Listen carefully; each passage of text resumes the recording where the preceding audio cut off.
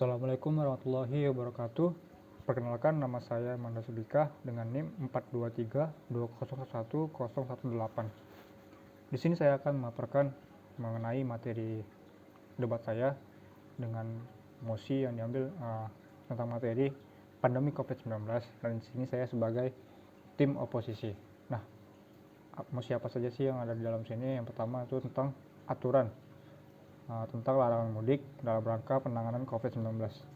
Kemudian, kebijakan aturan PPKM dalam masa pandemi COVID-19 di sektor usaha menengah ke bawah, mikro, dan makro.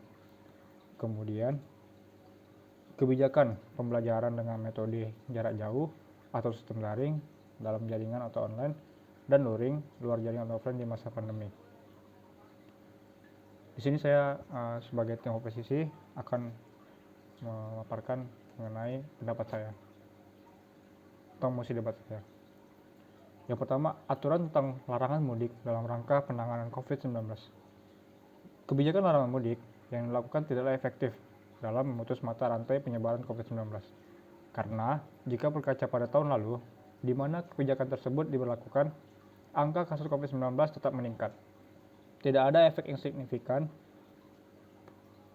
Upaya yang dapat dilakukan untuk memutus rantai COVID-19 adalah dengan sadar diri dan menjaga diri masing-masing.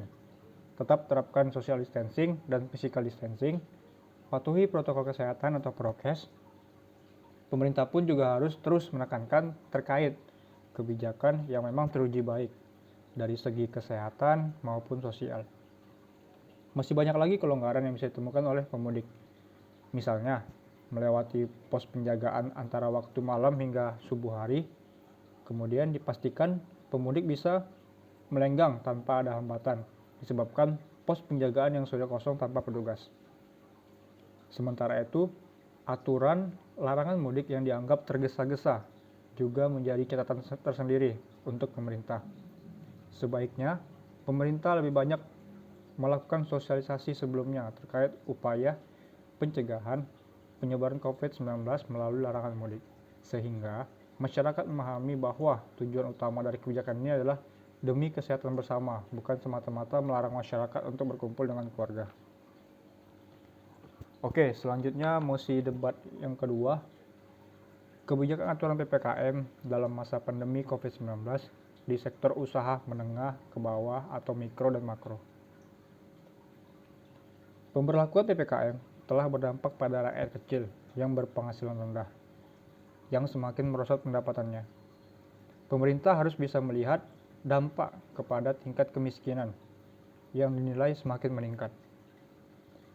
Keadaan ekonomi sebenarnya tidak perlu ditakutkan jika tingkat kemiskinan bisa dijaga.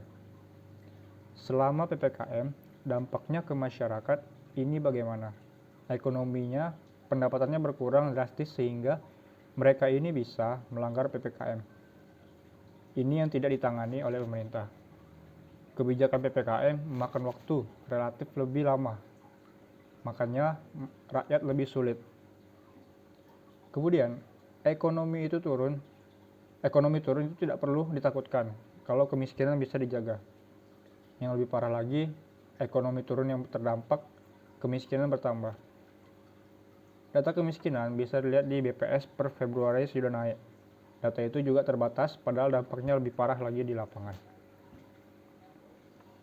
Kemudian, kebijakan pembelajaran dengan metode jarak jauh atau sistem daring dalam jaringan atau online, dan luring luar jaringan atau offline di masa pandemi. Pandemi COVID-19 menghantam berbagai sektor di Indonesia. Tak hanya sektor ekonomi yang mulai kewalahan, sektor pariwisata, sektor transportasi, dan sektor manufaktur pun kebakaran jenggot menghadapi pandemi ini. Sektor pendidikan juga mengalami perubahan besar. Ada mulanya kebijakan ini dirasa tepat di masa awal pandemi. Wali murid dan pegiat pendidikan menilai bahwa ini adalah cara terbaik untuk melindungi para siswa dari paparan COVID-19. Namun, kegelisahan mulai timbul selaras dengan diperpanjangnya waktu pembelajaran daring. Kegelisahan pertama digadangi oleh wali murid yang merasa kerepotan dengan tugas-tugas dari pengajar. khususnya untuk siswa TK dan SD, yang mana peran wali murid sangat dibutuhkan untuk menyelesaikan tugas daring. Pembelajaran dirasa tidak efektif karena siswa rumah adalah tempat untuk bermain dan bersantai.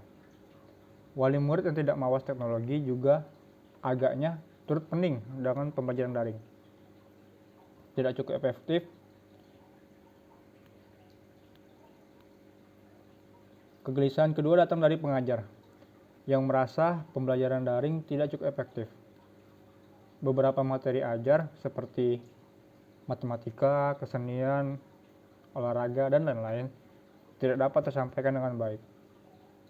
Pengajar juga belum memiliki pengalaman dan bekal cukup dengan sistem pembelajaran daring, sehingga cara dan media mengajar masih cenderung repetitif dan kurang inovatif.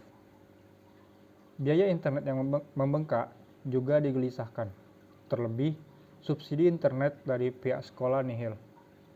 Tak lupa, para siswa, khususnya mahasiswa, juga mengeluhkan sistem pembelajaran daring. Banyak mahasiswa yang harus menunda penelitian mereka karena tidak bisa mengambil data di lapangan. Konsultasi tugas akhir pun terhambat, akhirnya target lulus pun terancam tertunda. Oke, itu sekian mosi debat dari saya sebagai tim oposisi dengan mosi debat pandemi COVID-19. Jika ada salah, mohon maaf. Assalamualaikum warahmatullahi wabarakatuh.